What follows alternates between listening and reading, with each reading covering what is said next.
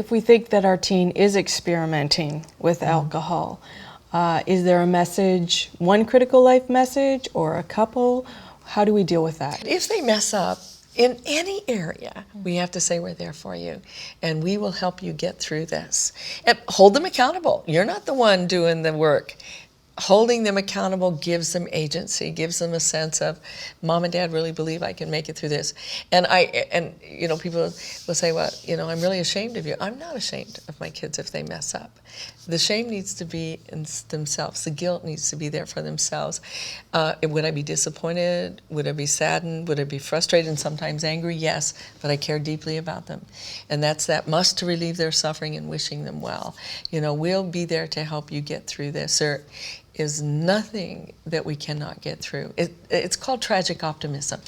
Viktor Frankl called it tragic optimism. When you've been brought to your knees in grief, can you get up in the morning, fix your kids' breakfast, and say, we're going to make it through this? So if we can do that in our rough times, when we experience it with our children, we have to be there for them and say, we're going to make it through this.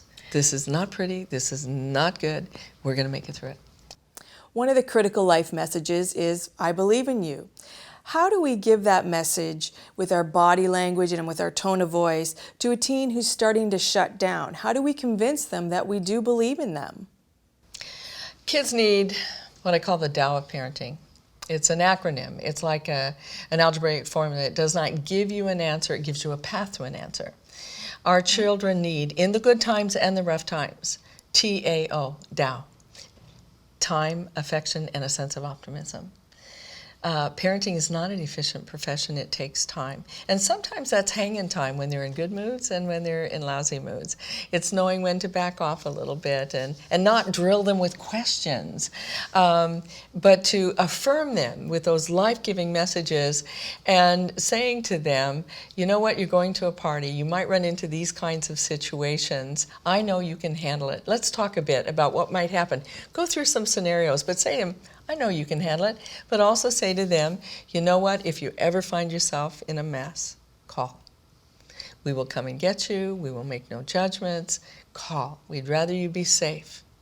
And we'll talk about it in the morning, but call. So giving them those messages, running them through scenarios that might happen to them, and they'll say, oh, Mom, oh, yeah, let's talk about it. And the best time to do that, by the way, is get in the car on the freeway. Neither of you can leap out. You don't have to look at one another, but you're driving down the freeway. Son, we need to talk about it. There's some parties coming up here, and this is what you typically might be seeing. I know you can make good decisions. I just want to run through some things that may happen. When the trust is lost, we have to say to them, you blew it. I trusted you. You blew it. Always put it back where it belongs on the child. You never say to them that there's no way you'll ever get that trust back. They need to know they can rebuild that. And I say, and I've met with a bit of controversy on this one, and because I say to them, you know what?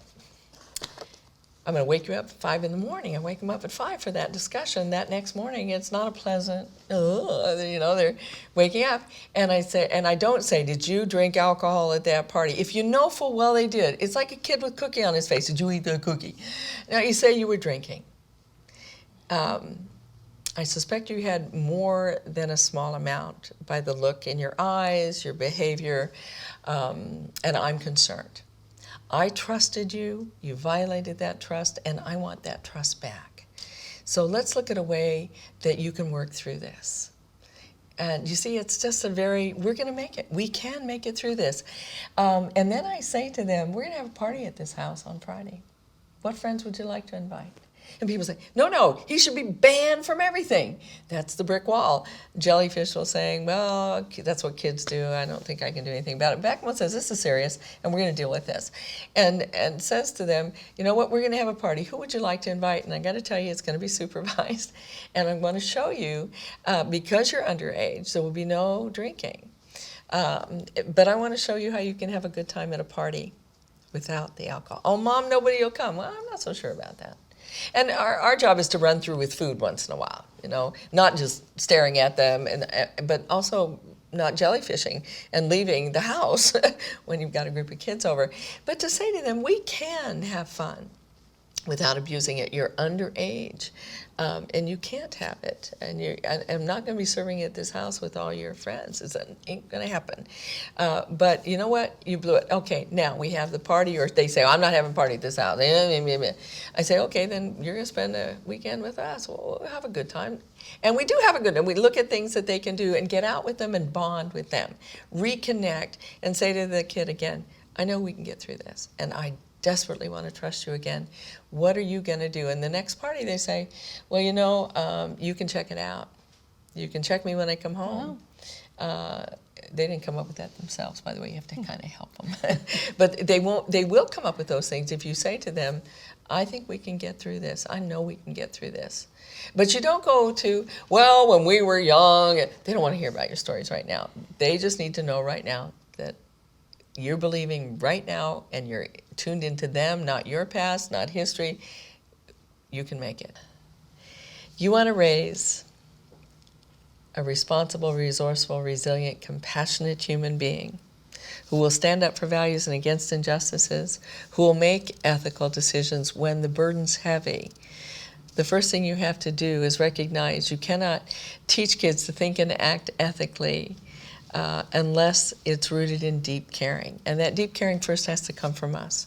That must to relieve our children's suffering and wishing them well on a regular basis, those 6 critical life messages.